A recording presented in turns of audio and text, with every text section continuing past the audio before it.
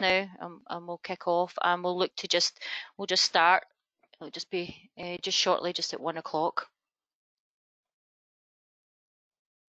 And Graham, yeah, you're all right. You're just ready to share with the click of the button. Yeah, I've got it all set up to share. Okay, so Hopefully the IT works.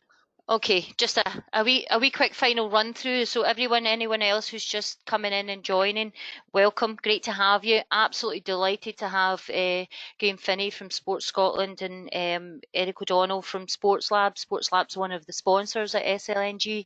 So the key aim of today is talking about getting your facilities ready for sport, both inside and out. So we'll be running through that. Graham's going to be kicking off, the presentation. We've got Sarah Robertson also from Sports Scotland. She's going to be keeping an eye on the chat. Just any questions. So any questions, please do pop them into the chat, and we'll get to them just as soon as, and then we'll look then to move over on to Eric and run through that side of it. As I mentioned, the session's going to be recorded. It's going to be on the SLNG YouTube channel afterwards. So any colleagues, I know we've had some last minute call-offs, couldn't make it. You can catch up on that later on. And without further ado then, I'm going to mute off. You don't have to have your camera on if you don't want to. And yeah, over to you then, Graham, okay? Thanks so much. Great, hopefully everybody can see the screen now. So no, I really appreciate the opportunity to speak to everybody. This is a piece of work that we've been doing since the start of lockdown. We initially looked at information to decommission facilities, primarily looking at helping clubs. But I appreciate there's some other organisations that maybe didn't have access to resource to do that as well. So hopefully that was used and utilised by a number of people to help get the facilities safe through this period of lockdown.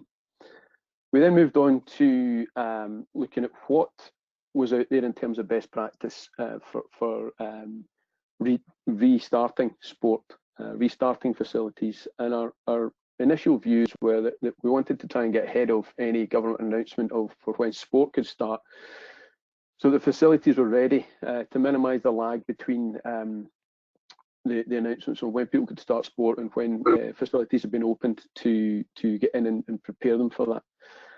And in looking at that best practice, we've worked quite a lot with the guys at Sport England. We've worked with other organisations in the UK. Sarah and I both joined the webinar from Craig at CC Leisure Solutions, which was very helpful. We've also taken information from other countries. We've been speaking to colleagues in New Zealand. We've looked at information from Holland and Australia and other places. So we've looked as far and wide as we can with the resources and information available to us to come up with a set of guidance that we believe can help people plan to get their facilities ready for sport when they're ready and when the government allows people to come back to outdoor and indoor sport venues. In the first slide there, you can see the 4 phases that we've considered as important: the planning, prepare, protect, and review. And I think if anyone understands and knows construction, we are all construction professionals, and we looked at how things were done within CDM regulations. Obviously, this is a new situation for everyone where risk assessments are going to be key. Things are changing daily. One of the things I've said in previous webinars on Monday, in fact, to the guys in the Scottish FA, was that the last announcement that were involved in looking at assessing plans for governing bodies, we knew what the Scottish Government were going to say on the Thursday morning, and it changed between the briefing being distributed and the First Minister actually making an announcement. So that's how quickly things can change. So we are really running to catch up most of the time. But hopefully we're still ahead of the game in some areas, and we can keep making progress. So what I was going to focus on today were the first 2 areas, because now that we're seeing relaxations in the government guidance, we are looking at moving into that plan and prepare phase. And in that planning phase, now that we are allowed to go back and look at essential maintenance, we can access our facilities, whether they're external pitches or internal sports facility areas. And most of you guys will have existing policies, you'll have risk assessments. But having been on the previous webinar from Craig, we are aware, and having spoken to others as well, that sometimes the facilities were just cleaned and the doors were closed because nobody knew the length of time that they were going to be shut. So there's probably a number of things that we all have to think about, and there's maybe things that we've not considered yet in our guidance about what needs to be assessed when you re-enter buildings, open the gates to pitches and outdoor courts. And it's understanding what the impact of the closure has been. Has there been an infestation? Has there been any impact on your internal wiring from rodents, or any kitchen areas, hospitality areas from other infestations that may have happened? Has there been any damp occurred due to the building being out of use? It could just be from condensation, with services being reduced to minimums. So all of those have to be reviewed. All of the internal places have to be reviewed. We all know that, but it's whether or not we know everything that everybody else knows, and sharing best practices where we've tried to bring that to the fore in our guidance. The current and future requirements piece is interesting, because current requirements are changing with the government announcements. So what we know right now will probably change by the end of this week. The potential phase 3 is the end of this month, if all goes well. And during each week, the government are looking to relax things where possible. What we also have to be mindful of, and I know the NHS and health and social care partnerships are all preparing for a spike, a second wave. So it might be that we keep moving forward, but also have to be prepared to go back a stage if the government and the scientific and healthcare advisors tell us that's what we need to do. So hopefully by instating good planning, good risk assessments, and briefing our staff and members and participants well, and putting in the right level of planning, we can make sure we can move forwards and backwards depending on the stage of easing of lockdown. So once we've got all the planning in place, as I said, establishing the condition of the facility is probably one of the most important things, whether it's an outdoor pitch. I'm sure Eric will come on to talk about this, but it's one of the questions we're getting asked quite a lot about. And really it comes down to risk assessments as to what needs to be done in all areas. Outdoor pitches, it's assessing what damage has been done, potentially by vandals or animals. In periods of lockdown, we've seen nature has taken over again. And that will depend, and that will dictate the level of maintenance and any additional work over and above that maintenance that's required to get facilities back to a usable standard. We then also have to look at adapting the facilities for physical distancing, the new health and hygiene standards, cleaning standards, and that then in turn changes the programming, whether you're a club or a large operator with multiple sports facilities in there. All those programming things have to be done with buffers for changeovers and cleaning, depending on which stage of lockdown we're at. The physical distancing as well, it has to be able to be adapted. If we get to a point where we can reduce that, and that was one of the things we learned from the experience of talking to New Zealand. They went from 2 meters to 1 meter to no social distancing pretty quickly. But that allowed them to have increased capacities for training and increased capacities within sports courts and things like that. And when they did eventually open up indoor facilities, it allowed greater capacity and greater usage as well. So it's understanding how we can move the physical distancing from where it is now, 2 meters, to what it could be in the future. Whilst it went down to 1 meter in New Zealand, Holland changed it to 1.5 meters. And that will be up to the Scottish Government to determine what those social distancing, physical distancing requirements are. But also the size of the groupings.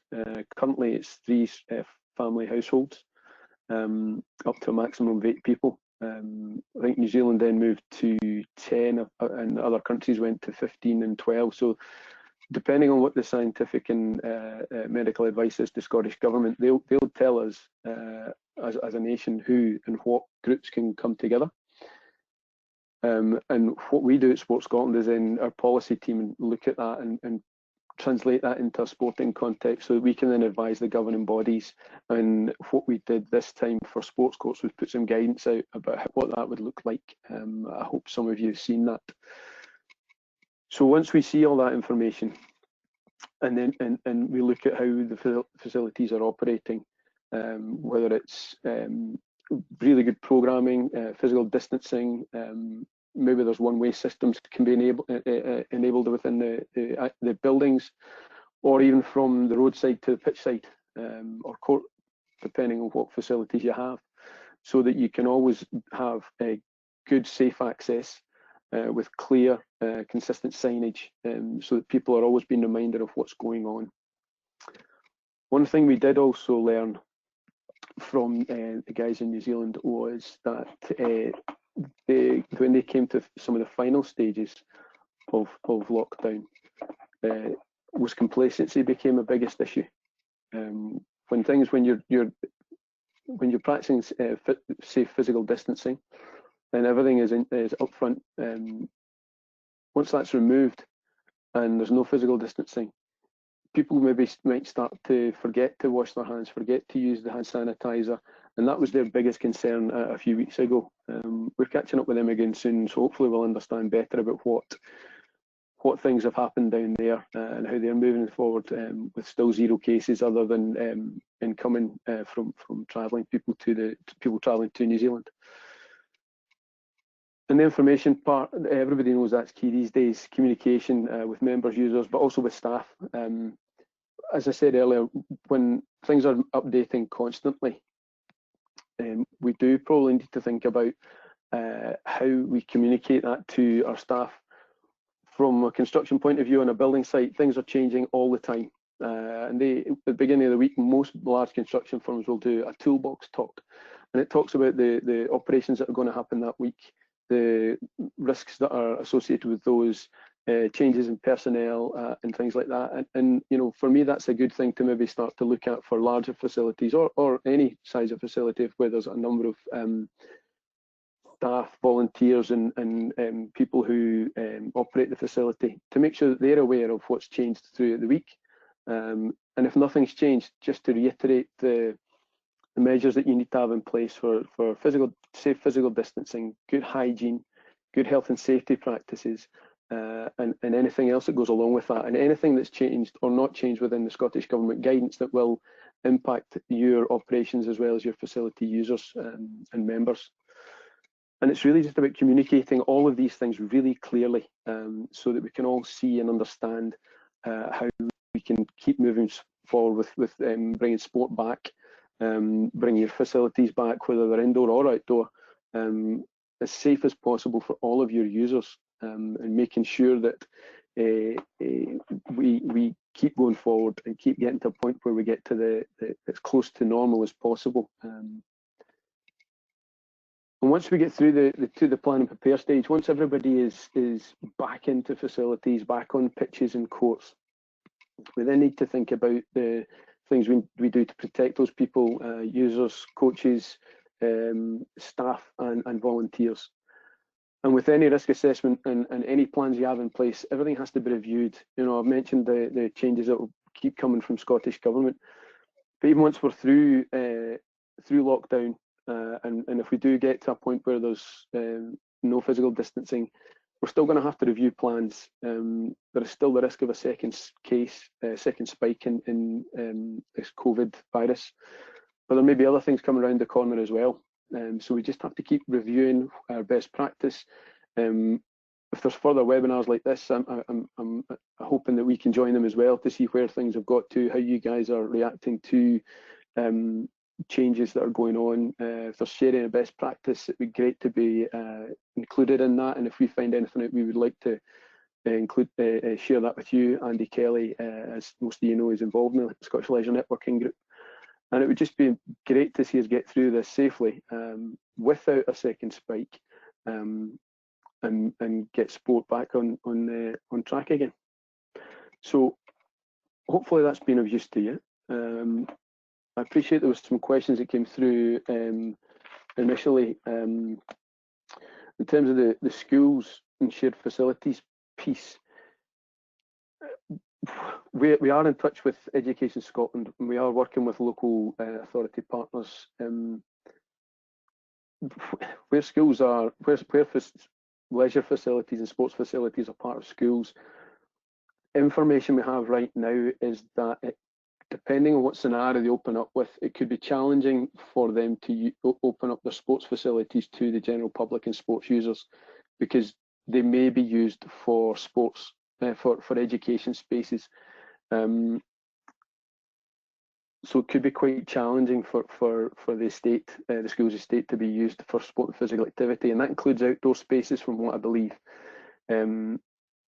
But with the announcement, I think it was last week, from John Swinney, that potentially schools will open up in August with full classes, full curriculum, that may change, but don't quote me on that, because they may still have potential issues with access to the school's estate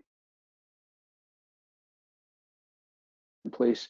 There's also the difference across the school's estate that may cause issues in terms of access, but I'm not sure what they all might be, because there's different operators, and if there's a PPP school that potentially the risk assessment by that operator says that they can't open up to the public in the evenings or at weekends because they've got to maintain the hygiene standards set down by the local authority, then that may be the case, but we don't know the detail of that yet. It's just some of the things that we're hearing back from local authority. So hopefully that's helped clear up that question. The other thing I'd like to say as well is that we are doing scenario planning with the governing bodies, and I do know that that's a point that some of the leisure operators and leisure trusts are concerned about, is that whilst the Scottish Government release information, that then allows sports to go back to a certain level of use. The concern from your side of things is that, well, that's fine, but the leisure operators, the facilities might not be ready. You know, I know I'm aware of issues of staff still being on furlough. There's an awful lot of training to go on. We now in Sports Scotland appreciate the level of cleaning regimes, the hygiene standards that are way above anything that was normal prior to lockdown. So all of those things have to be put in place. But please be assured that with members of the Leisure Trust being on these scenario planning groups, that message is being put forward by those people as well as Sports Scotland. And having been on a webinar with Scottish FA on Monday and doing one tonight, they're also putting that message to their clubs, and I believe the other governing bodies are doing the same. So there is a definite clear message to say, be patient with the leisure providers, because there is a whole lot more work that they have to do to get ready. And it's not just as simple as once the announcement is made, the facilities will open. So hopefully that clears up anything that might come forward in a question like that. So if there's anything else in that anybody's got questions on, I'm happy to take those now. Maybe Dawn-Anne and Sarah can fire them over. Yeah, just jump in there. You know, probably Sarah's already seen it. So, thanks for asking about that. Responding to that one on the dual use venues. Robert Hammond from East Renfrewshire, he's came back and again just talking about the sort of plan and prepare stage, but possibly how it really needs to include training and reinduction to the new environment. You know, is there any guidance or anything like that, or any response there, or thoughts that you have, Graham?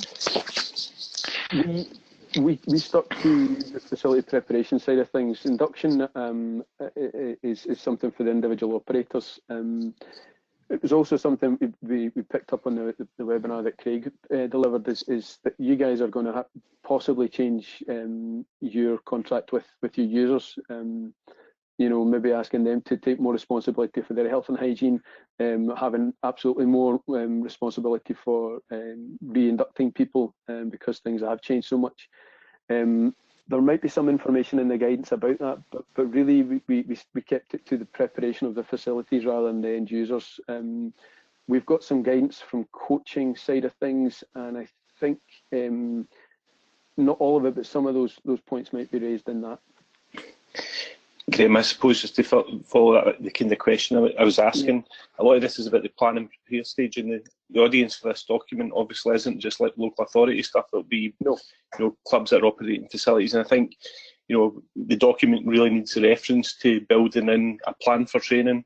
And then, as we go to that stage 2 stuff, how we're actually delivering that training, because, we'll be doing different types of cleaning, things like electrostatic cleaning, which we're doing. In terms of how we run furloughed staff, they'll have a week of training as they come back. So I think you need to plan that, at that very earliest stage. And then, as you get to the reopening, that training week, which is what we've identified, we need to re-induct the staff into the new way of operating the building. So I think in terms of the scope of this document and the audience it has, if we don't get training built in at that very earliest stage, then you'll go running about just as the announcement comes, and actually by that stage it's probably too late. Yeah, there's a lot of, so when you're talking about the clubs, a lot of that training is being directed to them by the governing bodies. Certainly I'm working with football and rugby, and that's their role. Maybe where there's multi-sport clubs, that's something we can provide through our coaching and volunteering team. As I say, they've got some guidance for coaches coming out. Certainly there's some stuff in there about volunteering. I've got a call after this with one of the members of that team, Katie, and that's certainly something I can bring up with her, Robert. That's great, Robert. That's great, Graham. There was another question that came in actually from an earlier submission when we were getting everybody just to register for the webinar, Graham, and that was the one about talking about changing rooms. Yes. Are the greatest challenge in the reopening plans, and I suppose what it says, and as I suppose as we go forward as an industry, we need to use this learning to decide if we can do something different in the future. So the example was given that obviously the dry sports planning tends to be sex specific in terms of changing areas rather than cubicle based ones of the wet side changing villages. But I think the other thing that was flagged was to do with the changing many sport behaviour cultures where wet side pre-swim cleansing is the norm. Obviously could benefit this as well. So there's almost like a sort of re-education process as well as opening up access, because I think for the moment it's changing rooms, just they're not, and you were talking about toilets, but these are things that what's going to be available, what's not. Yeah, and it is an interesting one. It is a chance to re-educate and change behaviours. I think that's a really good point. But yeah, I think if there's anything that we do look at with new facilities or upgrades of facilities, it might be, certainly I commented on a plan for a rugby club 3-4 weeks ago, and it was an alteration and extension, and I was thinking along the lines of how it could be managed and operated under the current conditions with COVID and lockdown. So my thinking has changed, and my colleagues' thinking has changed on that as well when we're advising. So yeah, I do think it's going to change the way we look at things in future and how we advise on these types of things. I have to say though, we don't have the answers. We don't have the answers. So if someone sees something that's really innovative and could benefit not only themselves but other people across Scotland, it'd be great to see that. We're always open to seeing new and innovative ideas and best practice. Yep, absolutely. Just another question that was probably off the on the back of what Robert Hammond was speaking about from Fraser Makeham at Eastern Bartonshire. But again, I think the thing is, you're saying we're talking about getting the facilities ready, but what makes the facilities tick is the teams and the staff as such. And and this is what Fraser's saying, this is going to be, a lot of the teams have been furloughed, periods of long inactivity, and getting everybody back on board. I think that might be one even to throw out to everyone who's on the call today. What are you guys doing? Look, there is, if you're not already aware, there is the Scottish Leisure Hub away that's available. It would be great to know who's came up with an idea or who's doing something that actually you'd be willing to share with the rest of us to help us all get our teams back on track and into the buildings and protecting themselves and protecting customers and members. So it would be great to hear from you all, unless anybody's wanting to unmute and add any comments in just now. Donna, I can tell you what we're planning is our shift bubbles of an hour before and an hour at the end of each shift. And it'll be 5 hours of public access.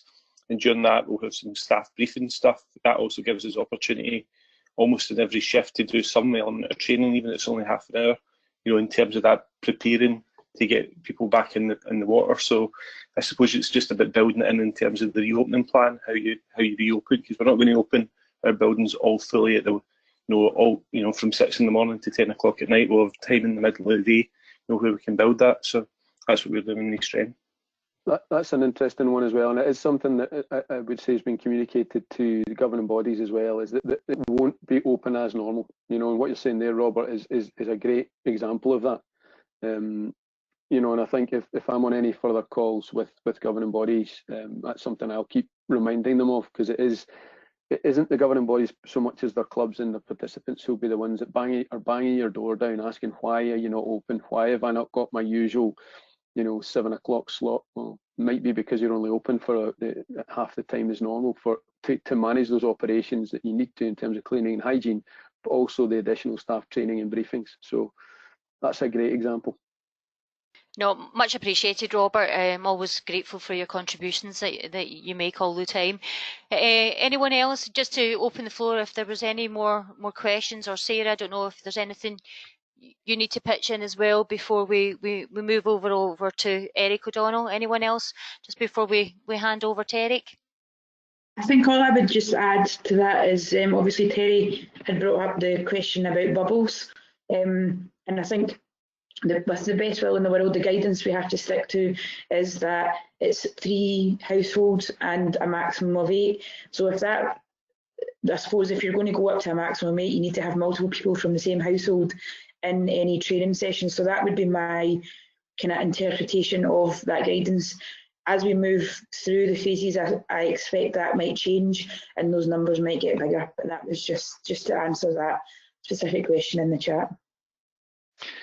Yeah, thanks very much. I mean, that's kind of the exact point I was trying to make, was that we're talking about maximum of 8, but that's with 3 bubbles. So are we interpreting that as a group of people training, being an instructor with 7 people, but that would be more than 3 bubbles? So if we're just talking about 3 bubbles, does that limit us to a trainer and 2 members of staff, or two delegates participating in that, which is obviously going to have an impact on how we plan to roll that training out across the whole of the staff. So yeah, and that's exactly the discussion that was happening with football and rugby and other pitch sports. So if you split it into 4 and you've got a maximum 8 people from 3 households, potentially with a coach and from 1 household and two participants, you get 3 people per quarter. And it sounds crazy, and talking to some coaches, they just kind of had a light bulb moment when it was actually there's no point in us going back to the pitch at this point. And it might be the same in terms of what you guys are looking at for gyms and other areas, if that's the limitations. But that was the changes that happened in New Zealand as well. And I'm saying New Zealand because we are following them quite closely in terms of how we're coming out of the virus. In terms of the leadership and the steady approach, the way things changed for them was going down to that 1 meter physical distancing. It allowed them to then have a greater capacity, but it also increased the number of households at that point as well. So that allowed for greater usage of gyms and the like. So hopefully, in the next few weeks, if things keep going the way we are, that'll allow for that greater capacity, and it will make more sense for us to actually get back onto those pitches, and when we are allowed indoors, to utilise those gym spaces for classes. Yeah, thanks. Just to drill down into that a fraction more is that in the context I'm thinking of at the moment is around about lifeguard training, but even putting that to one side, is you're absolutely right. Is we're currently in a position where we're looking at 1 instructor with 2 other members of staff, and we can only do that once a day. So we can't even be working with an instructor for an hour at a time with 2 or 3 groups during the course of any given day. So it's a numerical game at the moment that's really impacting on our ability to plan to do that. Assuming that the going from 2 meters to 1 meter, quite quite frankly, isn't going to be the determining factor for us. That's about moving from one room to a bigger room, or just spacing them out, or having more mannequins or whatever. But the problem that I'm trying to wrestle with at the moment is having a realistic ratio of who the trainers, assessors are that are dealing with how many members of staff at a time. When we're looking at some of our facilities that might have 50 staff in or something like that, you know, if we can only contact one trainer to 2 members of staff at a time, then that's going to seriously limit what we can do. Thanks for that, Terry. Much appreciated. Moving on, there's just a few more questions in the chat. One from Ian Campbell, Graham, at Eastern Bartonshire. What he's speaking about, and again, Eric might come on to it as well, but the outdoor courts guidance advises sanitizer provision at courtside. But what Ian's concerned about is that these dispensers, well, they are quite expensive, don't go walkabouts as such, in terms of getting a sort of vandal-proof unit. I mean, again, putting this out to everyone who's on this webinar today, have they sourced anything else? Has anybody could share any information with us on this? Or Graham, have you got any takes on that at all? Not on a vandal-proof unit. It's a good question, Ian. Nice to see you again. No, I think that's maybe where, you know, the guys at football and rugby as well are saying that maybe the participants have to take more responsibility for that. They have to bring their own water bottles and kit anyway. They should probably have hand sanitizer. So maybe there's something there about in those situations you ask those participants to bring their own hand sanitizer where appropriate. You know, this isn't just about everybody getting stuff laid on for them. It's about everybody taking responsibility, participants and providers. So maybe there's something there that could help you with that.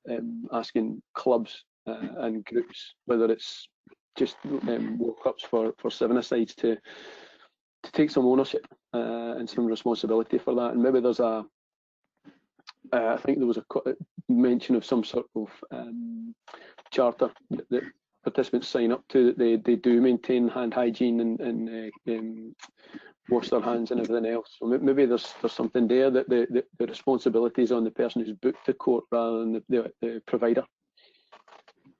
Yeah, thanks for that, Graham. Yeah, that's my view as well. Don't miss out the Kirky Bams factor. Other Bams are available around the country, I know. I kind of had my Falkirk rugby hat on as well, and there's a few Bams there too. So bring your own would be my way of doing it. But if anybody wants that information, I've got it, the 643 plus VAT.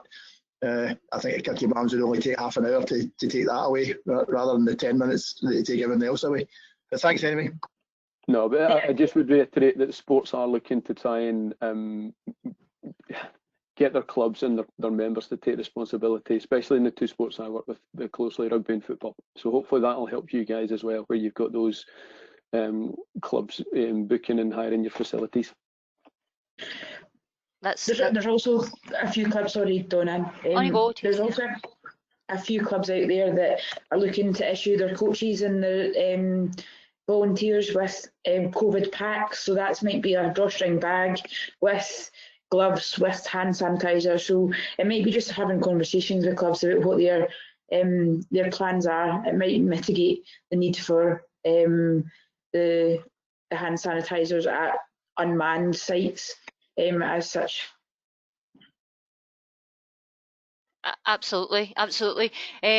There's also just another comment in the chat. Derek Park from NL Leisure. Derek, sounds as if you look as if you're quite far on ahead with what you guys have been implementing over at NL Leisure. Do you want to just unmute yourself and tell us a bit more about it?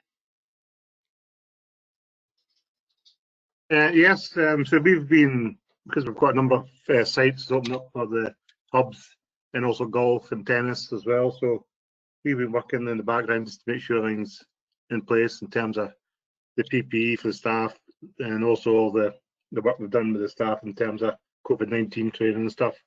So I think we're quite ahead of the game. Plus, we've got one of the swimming pools ready, so we're getting some staff in who are still on furlough, but they can do their training and get them into the water. Because I think after about 4 months of not being in the pool, a lot of staff will need some training to get their stamina and bat levels back up. So we're we're trying to get some guys back in. We've got a few already who are quite keen to get into water and do that training as well. So that's where we're at the moment. Can I ask a question, Derek? How are you guys dealing with the guidance from SIBSI on air handling? And we've pretty much turned it into 80 fresh air, 20% recycled. Right.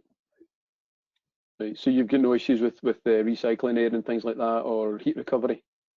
Well, we know there's going to be probably a cost in terms of do 80-20 rather than 20-80. But we've got commissioned a consultant to look at one of the main sites first, just to see what we can do in terms of heat recovery as well, and what the kind of cost benefits of doing that as well. Sure. Yeah, it's just something we've been aware of, that it's been mooted, and now it's becoming as a requirement. It just seemed to possibly be something that could have an impact on opening certain facilities if the systems aren't able to cope with it. Yeah, we've kind of some sites are hard on ours, but I think most of the sites so far are being quite good to get 80-20. That's okay, great. Thanks, Graham. Thanks, Derek. Okay, everyone, what we will do, look, if there are any other questions that do come up, particularly in relation to the facilities and the buildings, please send them in, even to myself, and I can get them over to Graham, so we can get some consolidated responses, and I'm happy to publish them out maybe through the Scottish Leisure Hub, or send them out on email as well. So what we are going to do now, Graham, thank you so much, really appreciate it. We're going to hand over to Eric O'Donnell from Sports Labs now, and he's going to take us through just some of the things that you might want to consider if you've got outdoor pitches. So let me get ready for that. Okay, Eric, we're over to you. Thank you so much.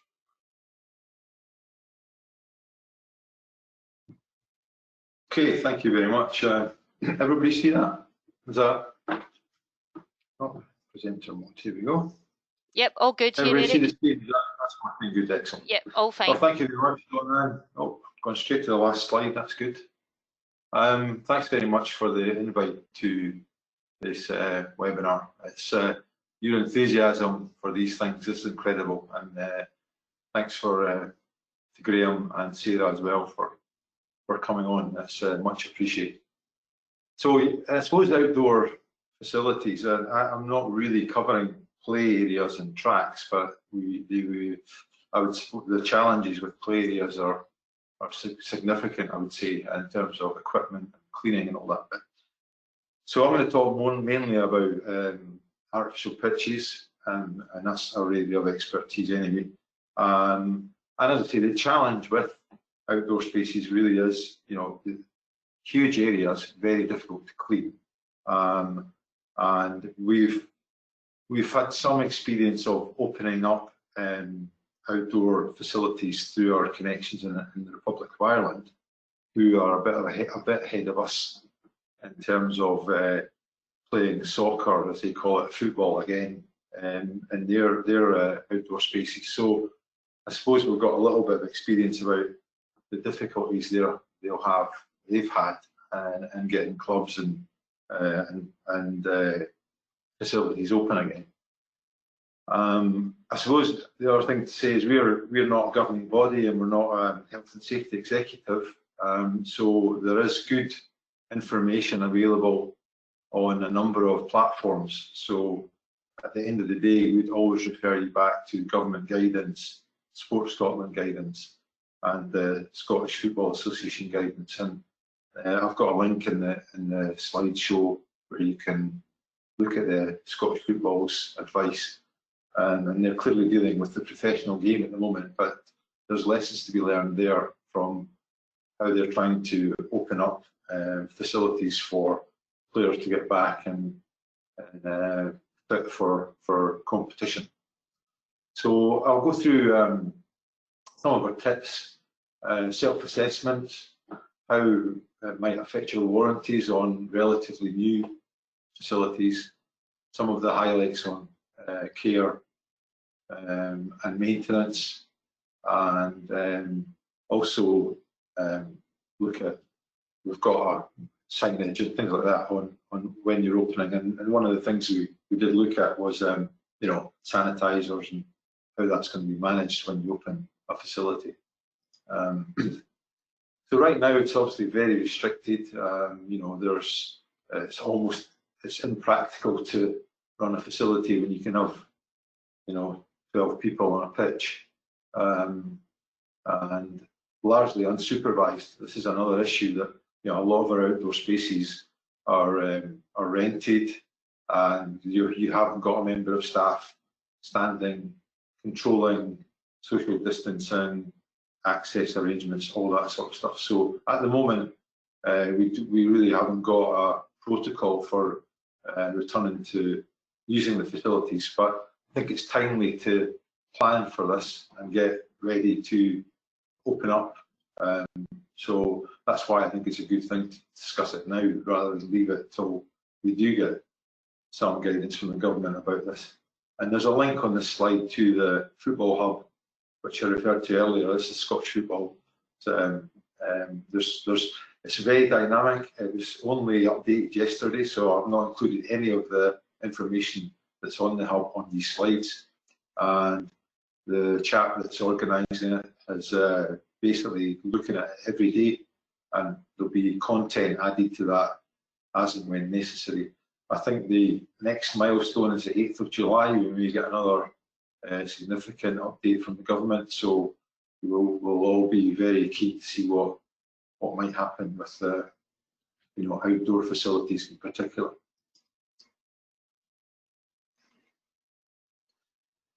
So some of the things I'm going to cover briefly. We have got we published a very brief document on the impact of lockdown on artificial pitches, and we'll make that available on the Scottish Leisure Hub for further reading if you want it. Pretty much is what I'm going to discuss today. And things like, you know, what's happening with your facility after 4 months if you've had no maintenance activities, there's been no users on it, and maybe it's not been checked very often, then obviously it's going to have some issues. And the things we are seeing is a lot of vegetation activity, so growing grass around the borders and even things seeding in the field of play, organic material, detritus, and also animal activity, which can be quite bad in areas that are near the sea, particularly. The club at Montrose were specifically asking us about seagull activity. You know, can be quite a lot of contamination and quite difficult to clean. Things like equipment, the equipment maintenance of goal fixtures can be unsafe. They could be loose, they could be vandalised, whatever. And then what's that maintenance that is recommended on a surface that's been left dormant for so long? And some facilities will also have an issue with certification because they're used through the SFA club licensing scheme, so they have to have a current certificate, which is usually a FIFA type certificate to allow clubs to play at that sort of level. So what we're recommending really is it's very important that, you know, you do some sort of self-assessment, and we've created a very short little checklist that you can use. It simply would involve you know, someone with some knowledge of artificial pitches walking around the facility and rating any areas of concern. And we've just put some headlines in here. Others would be looking at the equipment. So you would look at areas that are either requiring no action or anything that's not urgent but should be done. And then the red critical ones that will prevent you from opening the facility, they need to be given some attention. And I'm aware that many of you will probably subcontract the maintenance of your facilities to a third party, maybe an external third party. And at the moment, their capacity is reasonably good, but clearly if facilities were opening at short notice, then external vendors will be very quickly swamped by requests for either urgent maintenance or repairs. So it's well worth talking to external vendors, making some plans, booking some things in, so that this is all not going to be a surprise, or you end up being placed in a queue, which prevents you from opening your facility and obviously getting some revenue in. And this form will also be put on the hub if you want to download it, so that'll be available as well. Warranties. So pitch has been sitting for a long time, nothing's been done in it, so that's not going to affect your warranty. So lack of maintenance during this period is not a reason for anybody to invalidate a warranty. And we've actually spoken to manufacturers and to installers and contractors about the effect of this lockdown on warranties, and to their credit, none of them have tried to use it as a tool to say, well, your warranty is valid now, which is good. Clearly, if you start going in and doing things urgently, some things like seam repairs or major repairs as a result of vandalism or whatever, you should be consulting the manufacturer and using installers or trained individuals to make these repairs, and that protects your warranty. It's a good time to get all your logbooks up to date, and if you're going to make a claim, then this is it. You don't want to show paperwork that's out of date, so it's quite a good exercise to get these things up to date. And most of facilities now would have an operation and maintenance manual provided at handover anyway, so there should be documentation there that actually sets out what you can do yourself, what you should get an external operator to do for you, and what is allowed and not allowed under the warranty. And I'll talk a lot things like chemical treatments and all that. You need to be very careful, and I'll mention that a little bit later on because it's something that will come up in the conversation. So debris and contamination, as I said earlier on, mainly vegetation has been the main issue we've seen or we've discussed with operators, and it's mostly weeds growing. With hockey pitches, it can be algae and which makes it very slippy. It's difficult to get rid of, but mostly vegetation, and that can very easily be removed and very easily dealt with through localised treatments. If there's been vandalism, there could be unwanted objects on the field, bricks, burnt out cars, whatever. So, they obviously unexpected items need to be removed. And obviously animal activity can be, as I discussed with Montrose himself, having a problem with seagulls. But it's not uncommon that, birds roosting on pitches. It's not that uncommon, really, and it's difficult to deal with. So here's some examples of some of the issues. Even leaves at this time of year, you still get a lot of leaves, seed pods all falling on the pitch. That could have built up quite significantly if there's been a period of inactivity. All needs to be cleaned off. Rubbish, hopefully not, but again, if there's been unauthorised access during this period, it could be rubbish. Organic growth, contamination, moss and algae, and animal activity. So all these things need to be checked. Vandalism, which is, it's unfortunate, it does happen, mainly affects fencing.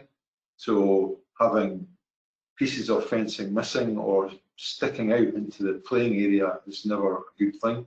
So just a walk around to look at the fencing to see if it's been cut or broken or pulled back or pushed into the playing area.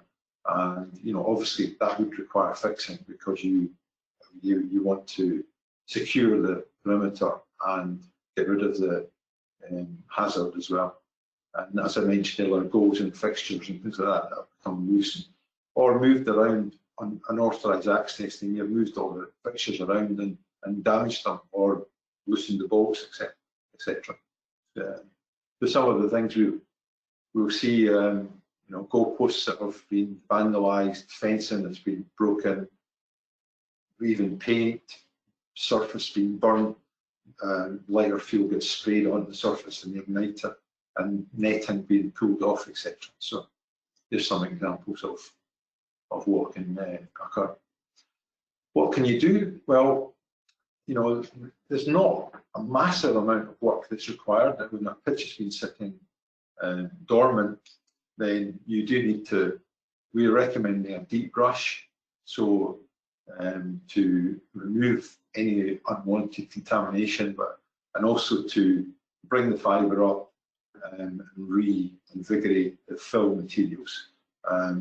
So that's what we're recommending. And again, if you've got an external operator coming in to do that for you, they'll have a protocol that you can discuss with them, and it will involve a slightly longer maintenance visit.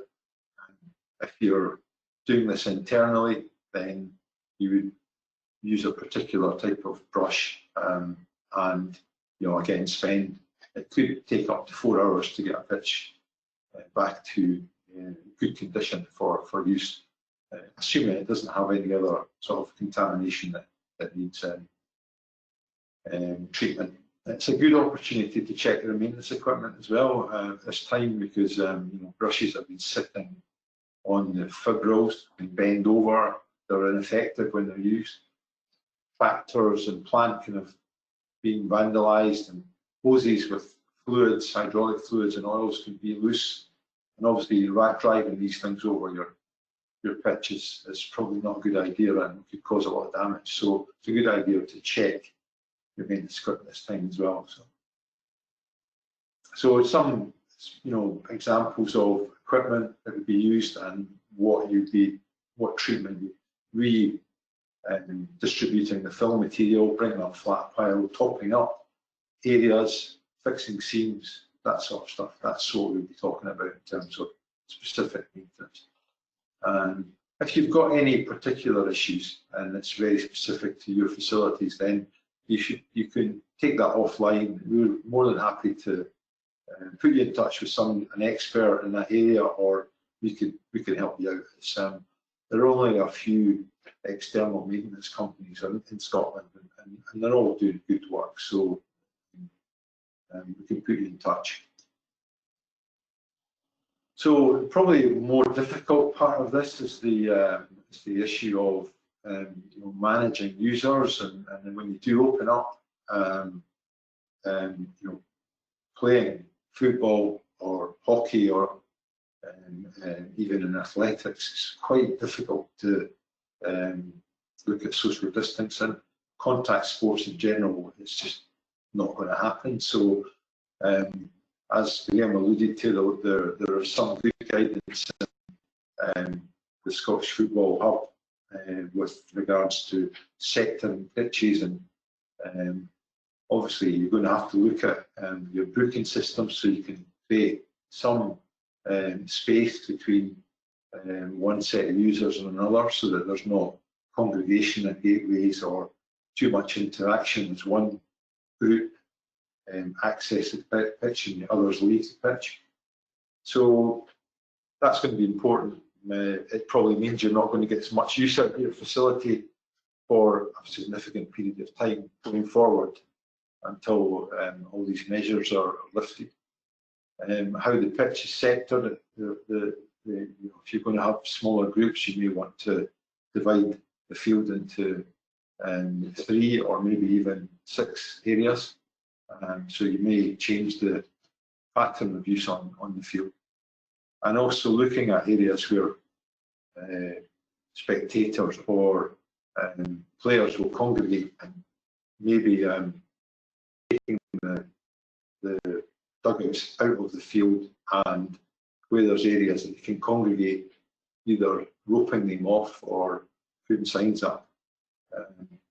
Maybe using one exit, if you have the luxury of a few gates on your facility for going in and one for coming out. So just things like that to try and minimise interaction. It's going to be part of this new way of operating the facility. So this is one of the pitches that we recently opened up, and it's in Ireland. Obviously, they're obviously slightly ahead of us. The sanitizer there's probably going to last 5 minutes and it'll be gone. I'll be in somebody's house shortly. But anyway, here's an example of how you can set up some signage and obviously put some sanitizer out. I do think that users will have to take a lot of responsibility for this, and the coaches or senior players are going to have to take some responsibility for monitoring, because there is no supervision in these spaces that's being carried out by the operator. It's all, we've rented the time on this pitch and they'll use it, and yeah, going to be very interesting to see how we can keep social distancing in a football or a rugby pitch. So that was me, a very quick run through of what the challenges are with outdoor facilities. What I would say is that we have been asked about disinfecting pitches, and there are a number of companies selling chemicals which can be used to treat pitches. It's not it's relatively cost effective, but first thing you would really need to do is check with the supplier of the pitch, the manufacturer, the contractor that installed it, whether or not any chemical treatment is going to damage the fibre or the backing on the artificial turf. And secondly, how often do you do it? If you're going to start treating your outdoor facilities, unfortunately, players do exude body fluids, and if they play the game, how effective is that disinfectant? How long does it last in the environment? And the answer to that is not available at the moment. There's lots of very erudite papers out there about how long COVID-19 lasts on surfaces, but nothing that's been done outdoors. And we've always had bacteria in the environment in terms of MRSA and strep, and pitches have had the finger pointed at them in the past. The good news is that very, very few people get ill as a result of an infection from an artificial pitch. And I'm not a scientist, I'm not a bio expert, but I would imagine that it's much the same for this. It's we don't know how long it lasts on fibres, but it's a very dynamic surface and it is outside. So maybe UV and rain and weathering has an effect on these things.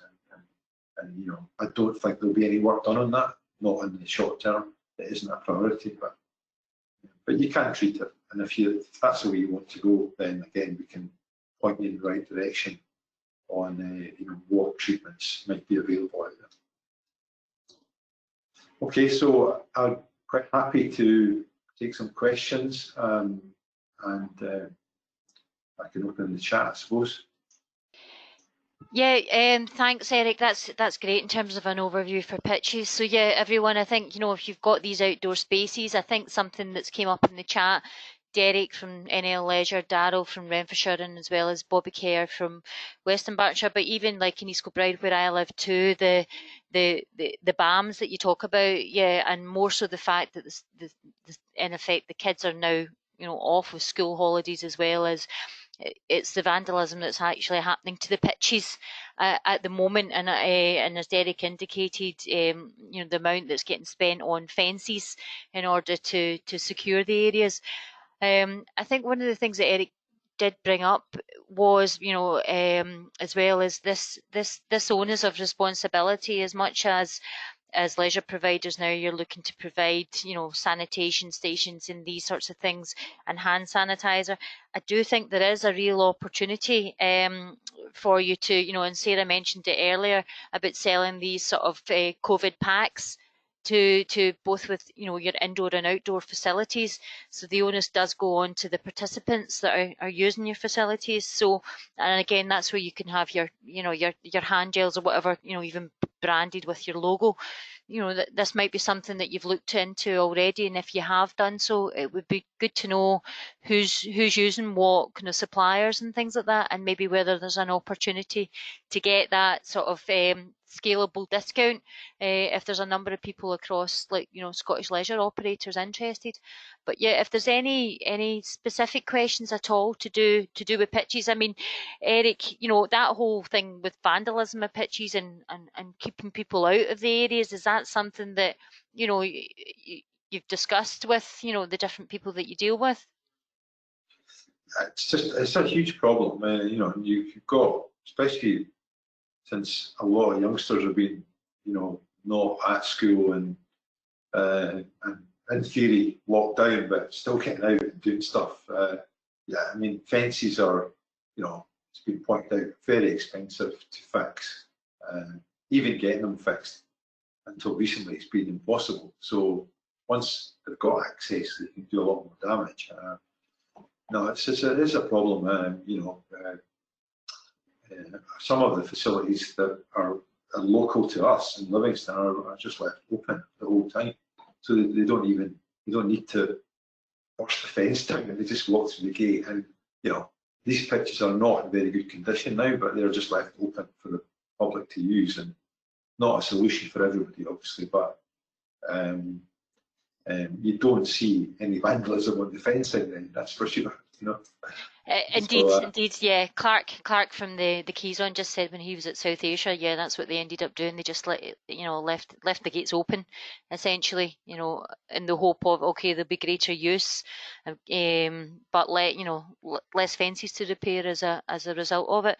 So one of the things, Eric, yeah, your checklist in the field notes to do with checking your outdoor spaces, that checklist is available on the Scottish Leisure Hub, ready for download. So we've got that. But I think the thing is, Eric, if there was any other science that does come out to do with pitches, keeping them clean, all these sorts of things, anything about... Can I come in on the pitch cleaning side of things? We had a direct question from cricket about artificial surfaces. I was aware of all the things that Eric has spoken about, but one of our guys went to Dr. Niall Elliott, who's part of the Institute, and his view, and I must stress it is only his view, it's not backed up by any science or any other medical advice, but his view was that the surfaces shouldn't need cleaned. Focus should be on equipment. Depending on the sport, it will be goals, or in cricket's case, you'll have stumps and bails and the cricket balls themselves. So the artificial surfaces, Eric's talked about the ones where birds roost. We've seen that up at Tain when the geese migrate across it. That, from our perspective, everything should be based on a risk assessment as well. If you're considering disinfecting pitches or doing anything that's over and above a normal cleaning and maintenance regime, it should be risk assessed prior to any action being taken. That way you can evidence why you've maybe not done it to any users. At the start of lockdown, the discussions we were having with Sport England was about the potential of having to disinfect every surface because we didn't know what condition they would be in. But that's now backtracked, and the same as Eric's spoken to the manufacturers, the carpet suppliers, yarn suppliers, and nobody is of a view that unless the circumstances require it, they shouldn't need any more than just standard maintenance. But I must stress that's a view, and as I said, everything should be risk assessed prior to any decisions being made. I think one of the things, Graham, is that with cleaning, it's assess. One thing for football is parents having confidence that when we bring their kids to a sports centre or a pitch or whatever, that it's safe and it's being cleaned, and all the measures that the government are recommending have been put in place. So confidence is a huge thing. Absolutely, and it's something that we're talking about as well. you know, in terms of videoing those indoor spaces being cleaned and posting it on social media so that parents can see that and have confidence, you know, families can have confidence in coming back to sports facilities.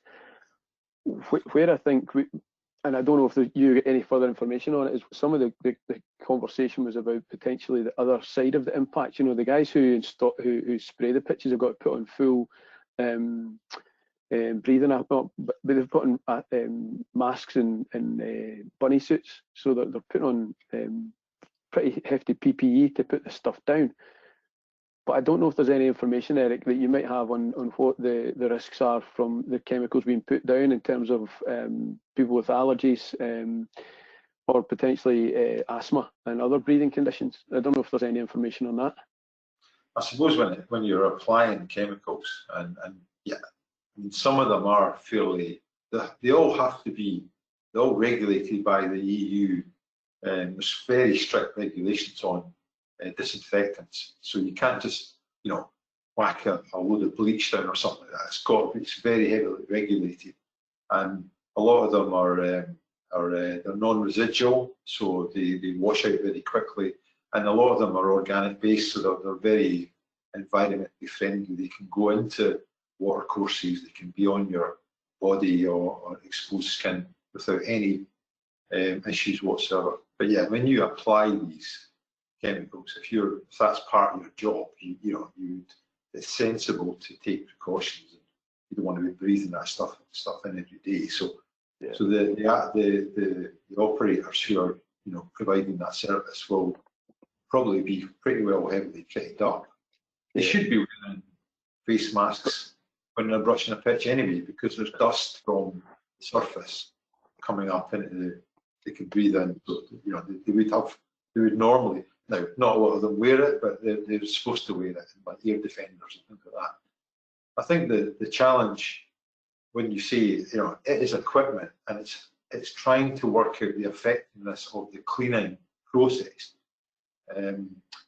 where you are either spraying or wiping a surface. So if you're looking at dugouts and benches and stuff like that, or with play, if you're looking at equipment like play equipment, it's a nightmare, because, you know, how do you clean where kids have had their hands on a piece of play equipment?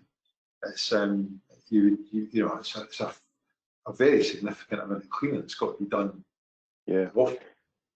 It's just that when you're talking about that perception of for families, you know, if they see the people spraying the pitch, they might not want to put their kids on it. That's the kind of point that was being made, I suppose. Not the fact that these people do need to put the PPE on to be safe. I'm just seeing Ian's point as well. I think some of the information, and again, this is it's not scientific from my perspective, but the information that's out there is that UV, so natural light, the fact that there's wind and rain externally, it helps to disperse the virus more quickly. Whilst we do know that the virus sits on hard surfaces for 72 hours, that's on, like Eric said earlier, it's most of the research is done on an indoor environment. There's just so much unknowns about outdoor with artificial surfaces and the virus at the moment. It's difficult to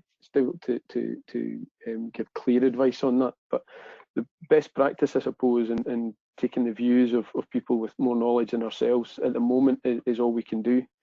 So hopefully that's helped some of the guys understand where both Eric and Sports Labs and we are coming from.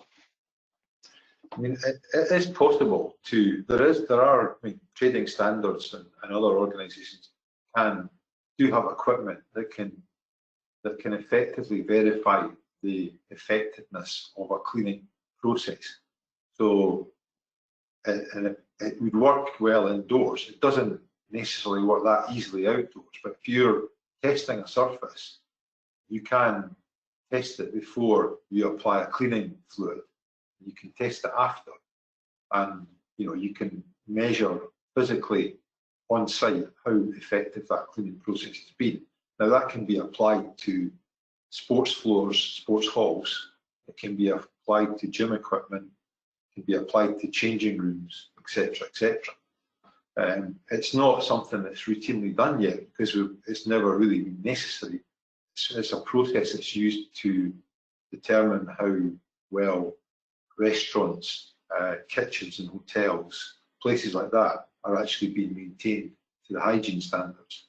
But that sort of protocol could be brought across temporarily to sports facilities indoors, and we could effectively look at pre-opening what cleaning processes you are performing and how effective they've been.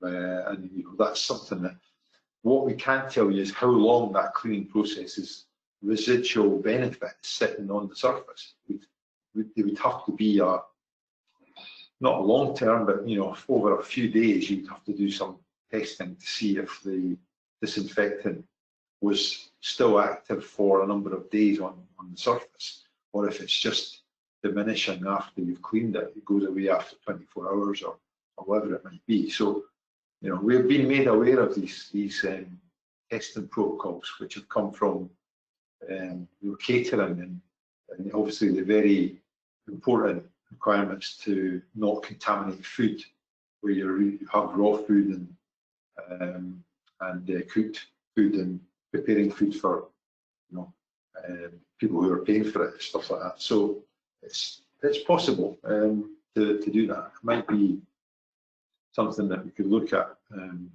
when the time is right. Thanks, Eric. No, that's great. I think the thing, again, thank you to both yourself, Graham and Eric, and on behalf of everyone that's attended today. And the other thing is, so Graham, Eric, we're just keeping an eye out. Any latest information that comes out you think that would be worthwhile to share with all the group would be great. If you can, even send it over to me and I can get it uploaded. But it's been an absolute privilege to have you on, and here's maybe to seeing what else happens as obviously the landscape changes and hopefully the restrictions get sort of lifted, and if we can all learn from each other and share, we can hopefully maybe come back together again. So is there anything else then anyway we'd like to add? I'd say Yep, financial considerations for the finance behind all of this, what people do, as well as what they've got to do is definitely going to be a big factor as we navigate out of lockdown. So thank you again so much, and what we'll do is we'll say goodbye for just now, and cheers, and have a good day, everyone. We'll talk soon. Thanks, everyone. Thank you. Thank you.